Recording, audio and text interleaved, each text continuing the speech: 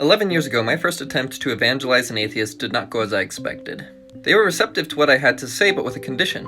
They would put just as much effort into considering Christianity as I put into considering atheism. This challenge haunted me.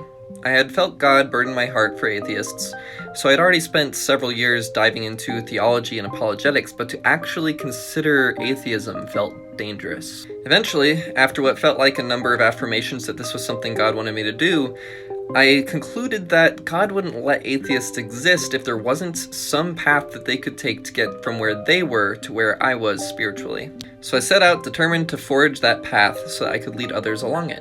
For the following 11 years, I would converse with thousands of atheists and theists of varying calibers. Eventually, I even compiled a list of 50 reasons people tend to give for becoming an atheist. I categorized them and addressed and considered every single one of them in a series of blog posts. Eventually, I actually managed to forge that path, and the previous 5 videos are the product of that. However, I never managed to get that path to the destination I intended.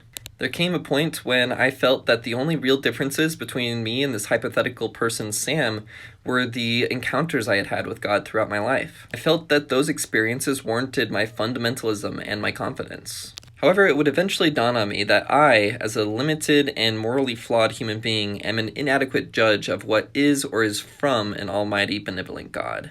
Be it my ability to judge if a holy book is from God, or if any supernatural encounter I've ever had was with God. When the full weight of this realization fell upon me, it became clear that, despite all of my studies and all of my experiences, I was Sam.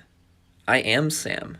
I lacked good reason to be fundamentalist and so absolute. So now here I am, armed with the knowledge of how to become a Christian without intellectual compromise if you want to, but still learning how to be a Christian without intellectual compromise, which I'm finding is a whole nother story. So in episodes from here, it's probably going to be a bit more of a collaborative effort as I kind of take a look at the different aspects of my life and ask, how can I live in this without intellectual compromise? Look forward to your thoughts and your questions in the comments.